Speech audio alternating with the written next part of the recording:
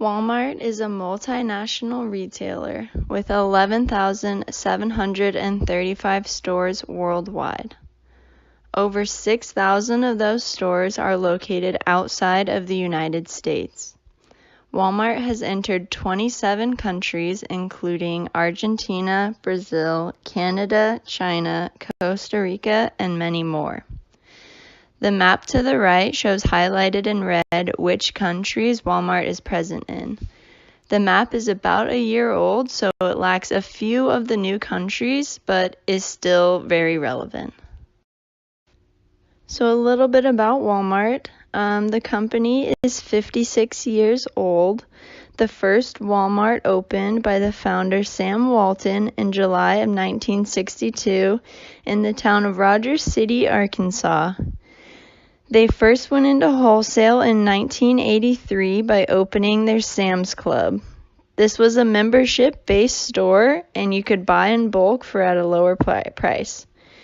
In 1991, the company went international, opening their first Walmart in Mexico City, Mexico. The overall revenue for this 2018 year is $500.3 billion. Walmart employs 2.2 million people worldwide. Walmart's highly regarded brand name automatically gives them an edge when expanding into new areas. In fact, their domination within the US is a main reason they began to internationalize. Walmart does not like to take big risks, so they will first expand into areas that are close and move outward from there once they make the proper adjustments. Walmart's first international expansion was to Mexico through a joint venture, helping them to quickly gain knowledge about their new consumers in that area. From there, they moved to Puerto Rico, an area similar to Mexico, in the sense that the area would really benefit from a store with extremely low prices due to a high unemployment rate. They then moved into Canada through an acquisition with Woolco and quickly began dominating the market. While Walmart always focuses on bringing low prices to its consumers no matter where the store is located, there are some variations between stores in different countries. Since Walmart carries such a wide variety of products, it is important that they are tailored to the needs of each individual area. One example of this is how Walmart supplies different food products in China to cater to those consumers. There will also be signage in different languages based on the area. Lastly, some countries felt uncomfortable with Walmart's typical promotion-based layout and wished for a more soothing shopping environment. However, Walmart has universally proven that there is a need for a one-stop shop with products offered at a low price. Walmart's international growth has quickly expanded since their first store in Mexico in 1991. Since then, Walmart has expanded to 26 countries worldwide, making it the world's largest retailer. Much of Walmart's success can be chalked up to the result of favorable expansion strategies. Before positioning stores in new countries or regions, Walmart thoroughly researches potential cities' demographics and psychographics. They also choose to locate themselves in locations with less competitive stores in order to maximize profits. Next, we have geographic proximity and cultural proximity, two very important factors to consider when expanding internationally. We'll go into more detail on these in the following slides. Lastly, Walmart is proactive in making strides to adapt to local cultures and to be involved in the local community. Dunning's eclectic theory is something that every company should look at before they want to expand to another country. The first thing in the theory regards ownership advantages. Ownership advantages can include asset-based advantages or even transaction-based advantages. For Walmart, some of these things are selling their private label brand like Equate or Better Value, and they also have other licensed products that can only be found on Walmart. And the next step in the eclectic theory would be looking at locational advantages.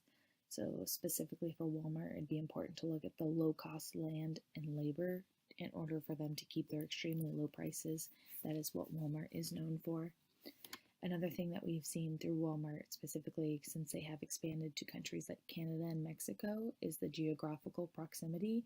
It is definitely very beneficial for a company to move into a country that is close to their home.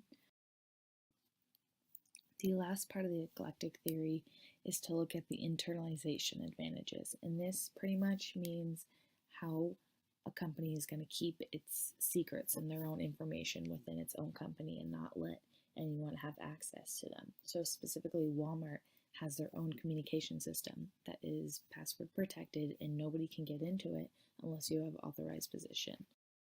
As we mentioned earlier, cultural and geographical proximity play a huge role in deciding what countries to expand to. Let's start with cultural proximity. Walmart's first international expansion plans were to enter countries that were culturally similar to the United States, such as Canada. After Walmart gained experience in that country, they felt comfortable moving on to another one. This approach is cautious, yet wise to use because it lowers potential risks when deciding on what countries to expand to. Geographical proximity, on the other hand, has to do with location. When Walmart first expanded to Mexico and Puerto Rico, their vision was to grow within the Americas. They first expanded to countries located close to the U.S., and after that, they started entering countries on the other side of the globe. Walmart has seen great success by entering geographically close locations and then jumping back and forth between countries. Walmart has tried and failed to enter the Russian market. They closed down their office in Moscow, decided it wasn't their time to enter. Walmart does not franchise their stores, and usually that is a cheaper option that other stores do. So having the stores in Russia would cost the company a lot of money. They are not prepared to take the leap. Russia is also an entirely different environment than anywhere they've ever expanded to. They would have to rework a lot of their business practices in order to meet Russia's needs and how they do things over there. Overall, it seems like Walmart is unprepared for an expansion to Russia right now, but it looks like a lot of people are predicting that they may try again in the future. And I think that's the goal of Walmart, to just get bigger and bigger and bigger. So I definitely think that there is room for expansion for Walmart all around the globe. So originally it stayed towards coastal cities, but now, luckily, due to trade restrictions being lifted, foreign retailers can now do business more inland. So for China, for example, I think Walmart plans to extend into Western China rather than just the coastal cities, which I think would be very profitable for Walmart. Moving on, I think Walmart in particular will expand to Russia, even though it tried once before. I really, really, really believe that Walmart will expand to Russia. Like, I think that is its next. It tried and it failed.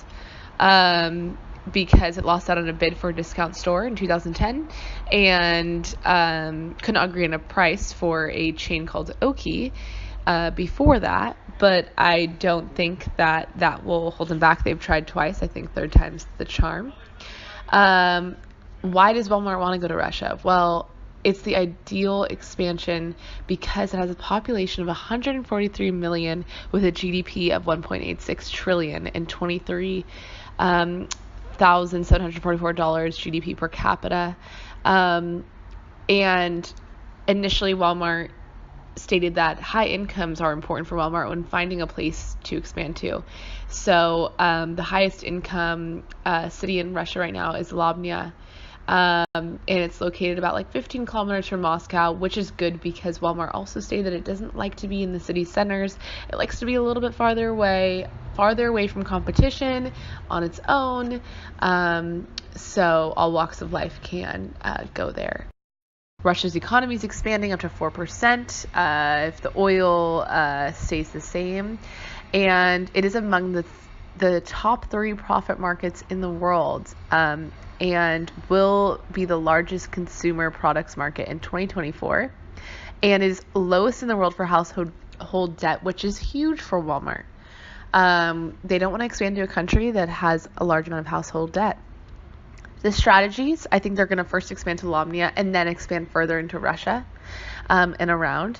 And they're not going to be near any competitive stores. I think they'll either buy an existing chain like they tried to do before and invest the money necessary and just throw it out there and make that money back. I think they will. And I actually a lot of investors in Russia. Or they'll wait till a chain forecloses and then they can go ahead and go in. And I think that's what they should have done originally, rather than just trying to buy it. But the thing they tried to buy already foreclosed.